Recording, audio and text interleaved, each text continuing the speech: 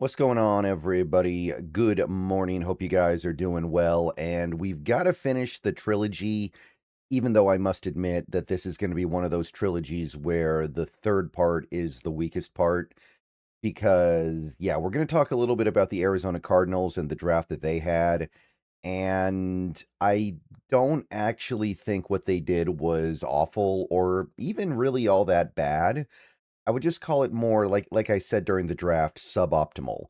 I think that their draft actually had some good picks. I think they did do some things respectably, but there was also some stuff going on here that was emblematic of an organization that doesn't totally get it yet, even if there were some picks here that I think indicated maybe they are starting to get it on some level. But when you're a team as bad as the Cardinals, you obviously need to have a pretty high success rate.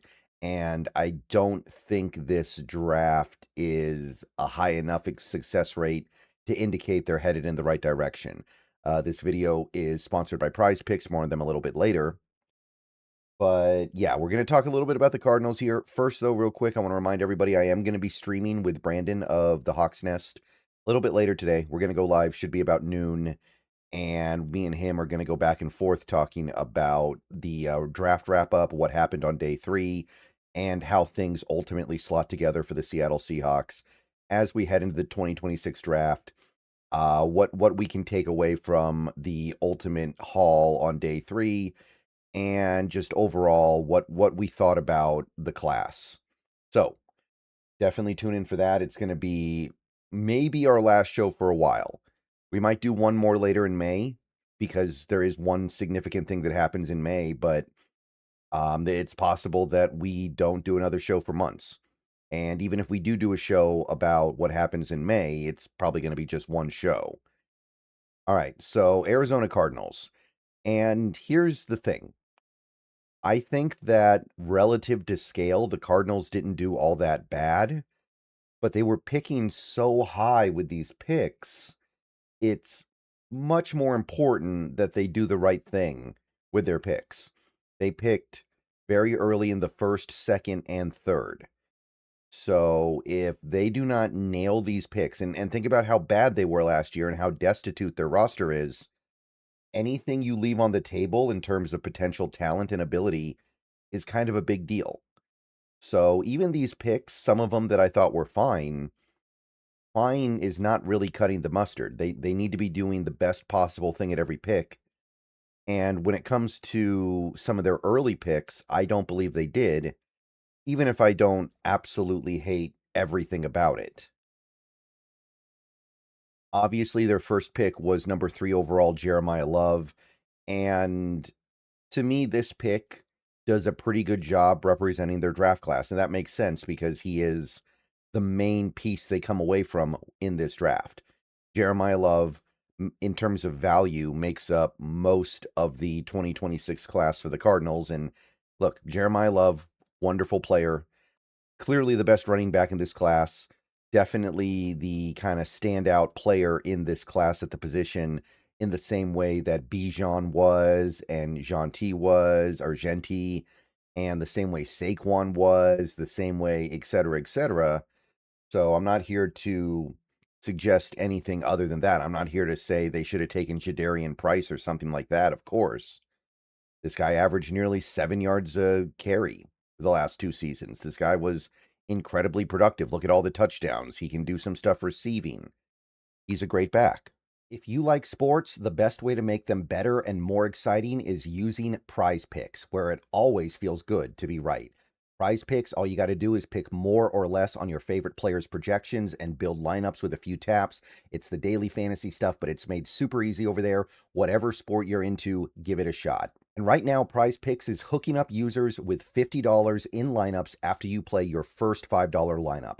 All you have to do is use promo code HMA. I've had a great time on Prize Picks so far. It makes this daily fantasy thing very easy, and it makes watching the games way more exciting. Be sure to check out the social feeds feature so you can share lineups with your friends and tail partners or even fade their picks. Right now, Prize Picks is offering odds on the NFL draft. You have who's going to go where, what each team is going to do, how many of each position is going to go in each round, and so on and so on. Get on over to Prize Picks. Take advantage of that. So download Prize Picks today, America's #1 sports app, and remember to use the promo code HMA. And remember, always gamble responsibly. But the question is he the guy you should be taking third overall in a draft that is opening up for you to do a little bit better one way or the other?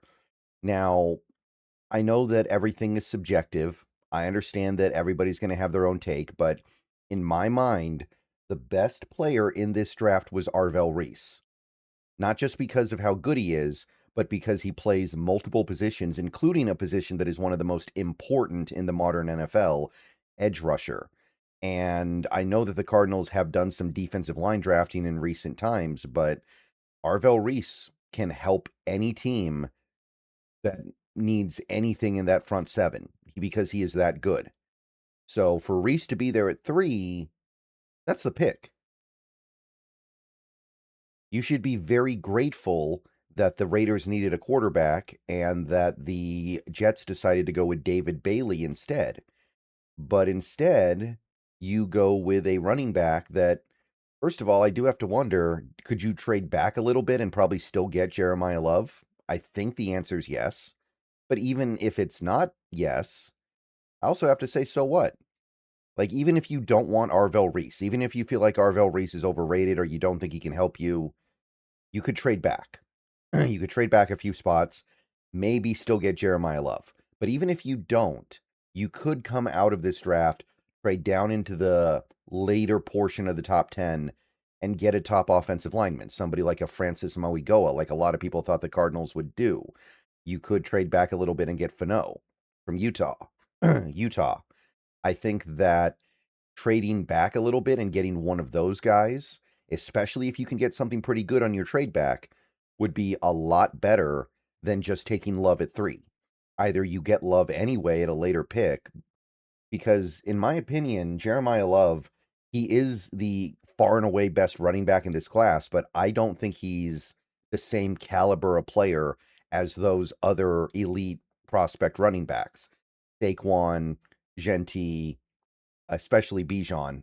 To me, Bijan's clearly #1 in terms of prospect value, and Love to me is not quite on that level, even if he is excellent. So I don't hate this pick.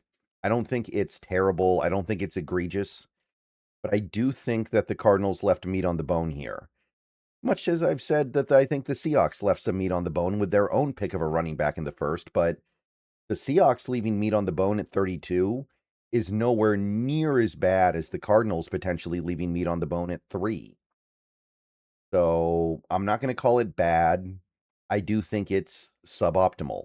And I do think that this is not necessarily a team that needs to be spending a super high pick on a running back anyway with the position that they're in. But that's a little bit more debatable.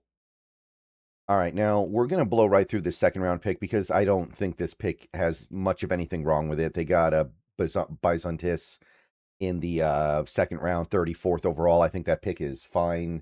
I had a middle second round grade on him, but getting him in the early second is totally fine.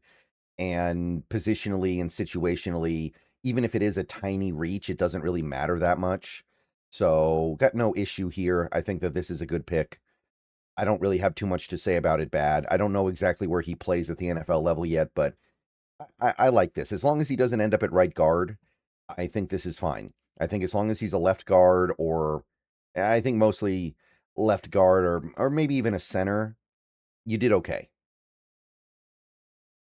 So moving on from that, you get this. And Carson Beck, I didn't hate him in this draft. I thought that he was probably like a early 4th round pick in this draft overall because it is a bad draft.